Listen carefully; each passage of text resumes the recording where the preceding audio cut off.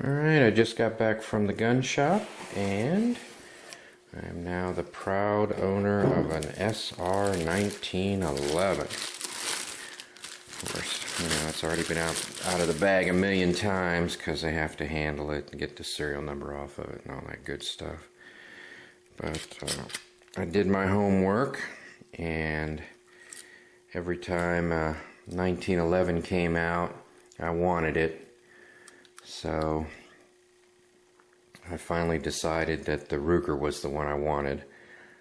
It was a Smith & Wesson for a while, then it was a Remington for a while. And then of course I wanted the one that you can't get. And I actually wanted this for about a year and a half before the anniversary. And of course I couldn't get it. So I knew the gun shop owner, meaning I know him outside of his business. But that didn't help. I still paid full retail for it. I paid $800. That's tax and everything. Background investigation. It was $800 even. So I don't know how they did that, but that's what I paid for it. And so get the gun. And you get the instruction manual, your NRA booklet, Youth Handgun Safety Act, and owner notification card, I guess if they have a recall, and a old model single action recall. So see how much safety it is. They have some laws for different states. Well, safety's not too bad. It isn't too lawyerized.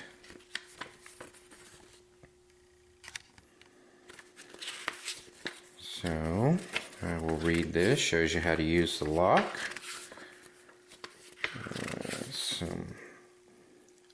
Got a safety. Want to know about that? That's for sure. Inspecting, load and fire, another visual inspection. Oh yeah, Rugers, you can see if it's chambered. That's a good feature.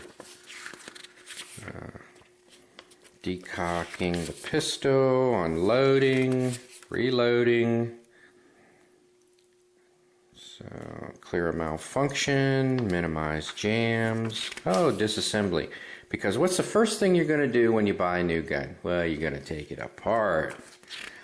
So, I won't have to search YouTube to figure out how to take it apart like I did with my other guns. So, we'll be doing that in this video. So, oh, very good. Yeah, good manual. One of the better ones, actually. Alright, well, I have a bullet here that was fired from the gun. Looks like Mike fired it on June 14th, 1912. Wow. That was very, very recent. Today is July the 13th. I bought it on the 12th and picked it up on Friday the 13th. So, took a little while to get my background done. And it comes with a little purse here, gun purse. It's okay quality, it's decent. Made in China, there's a shocker.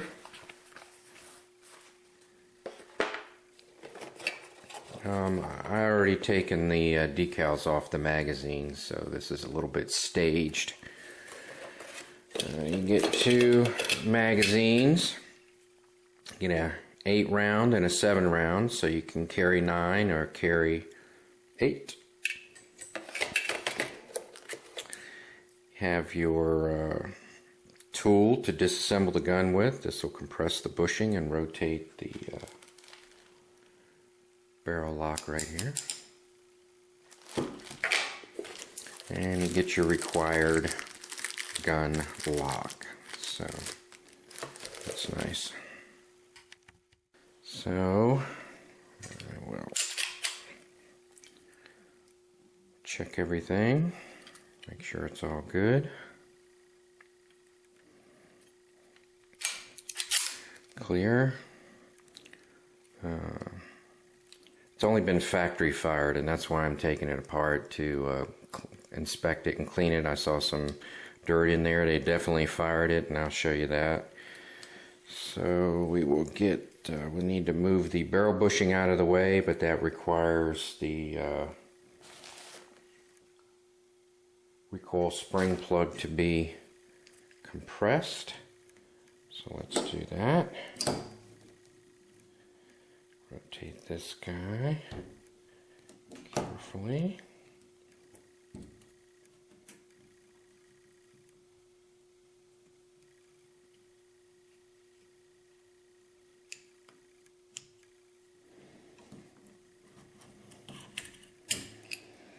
There we go.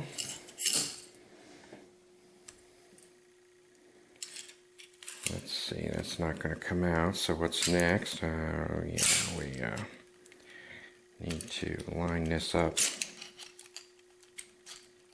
right here in this particular spot. It's a 1911.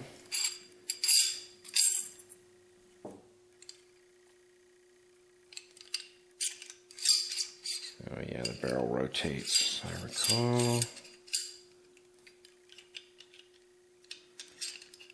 I'm having fun with that, aren't I?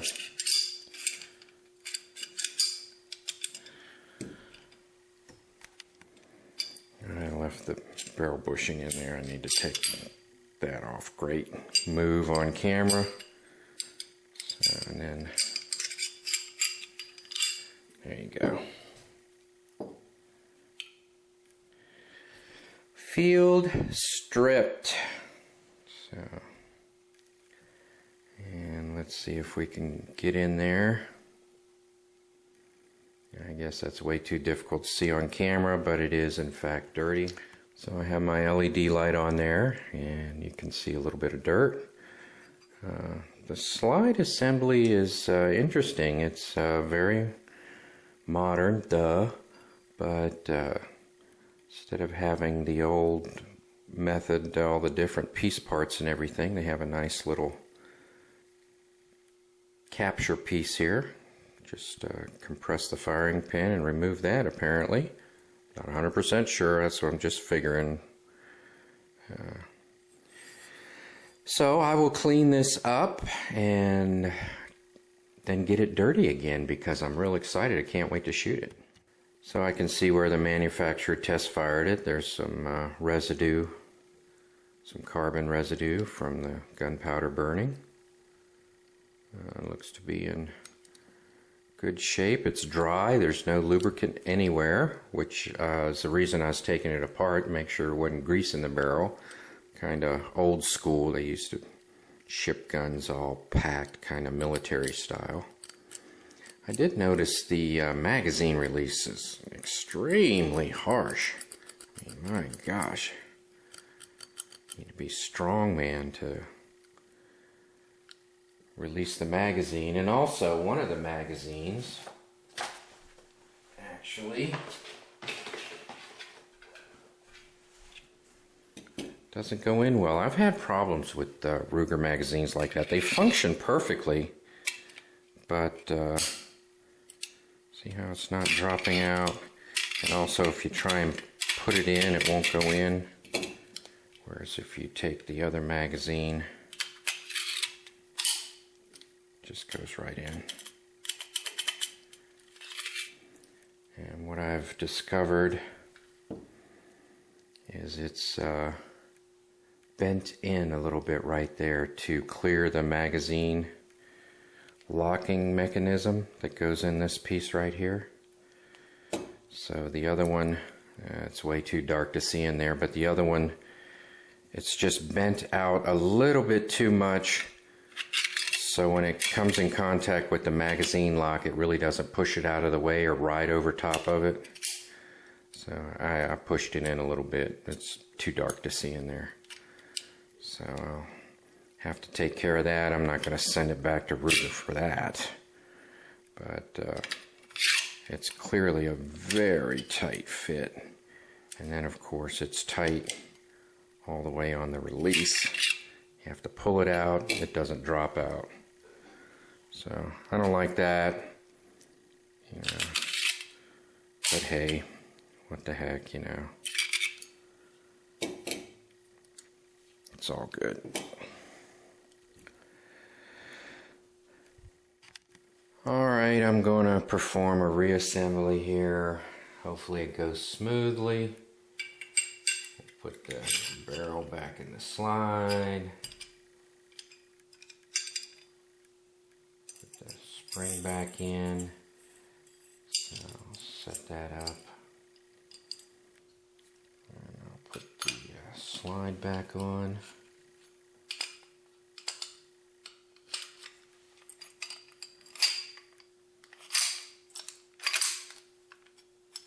Make sure.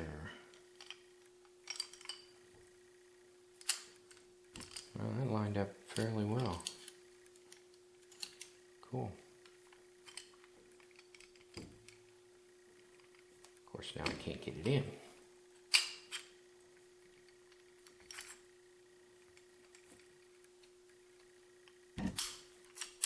Sorry about that.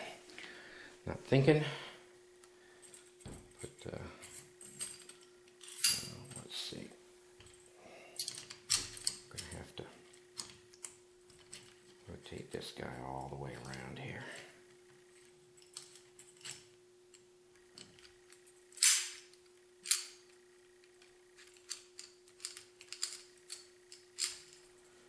Okay, now I'm ready to put it back together here.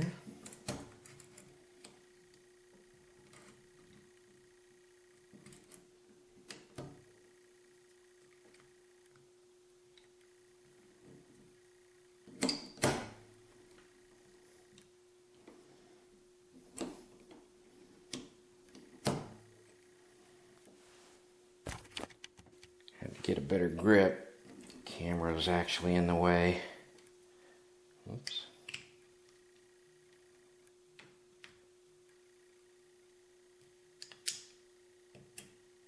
There we go. All back together.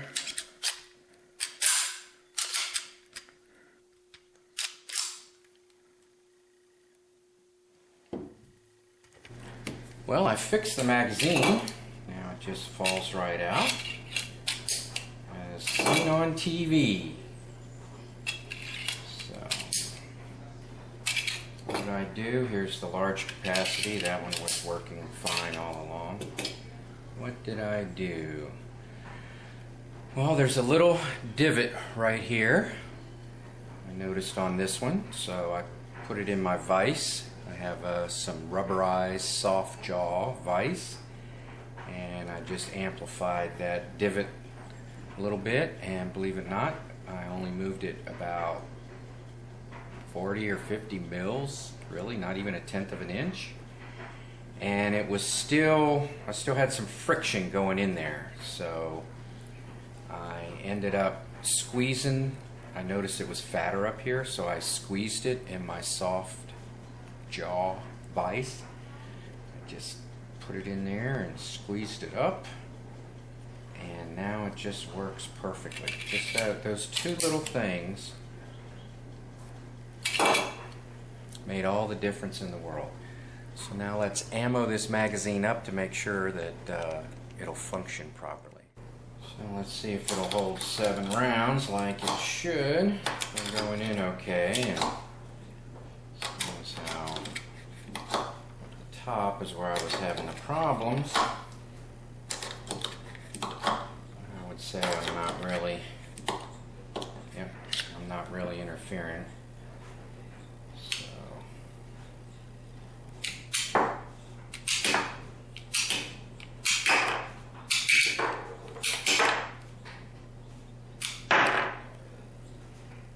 Yeah, I don't see a problem. Alright, let's see what kind of weight we're looking at. This is the gun empty, no magazine, 2.3 with the 7-round mag and 1 in the chamber. We have 2.82 Then if we add yet another bullet and the high capacity magazine, we have 2.88. Now if you can't handle 3 pounds on your hip, then I don't know what to tell you. So I made a comment that it's a modern design, especially the firing pin area and the way the safety features interact. They call it a Series 70 design. And, the thumb safety is extended. I like that. There's a half cock. The gun will not fire in the half cock. I like that. But that's just kind of a secondary safety. You don't want to carry the gun in half cock, and I'm sure they say something about it in the manual. Don't do that. And you have your fully cocked, and then your safety can activate after that.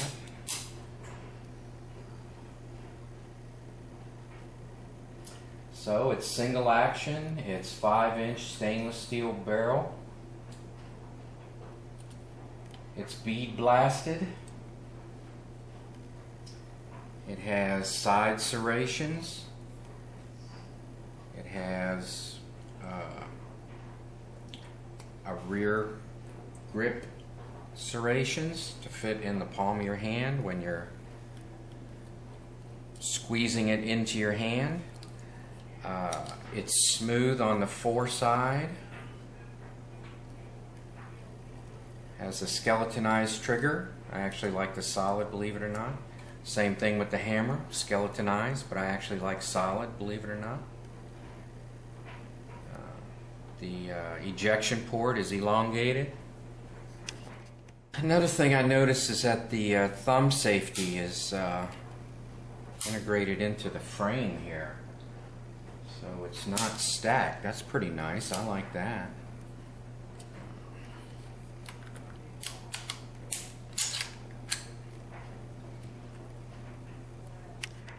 It looks like there's a way to adjust the over travel, so I can do a little tweaking there.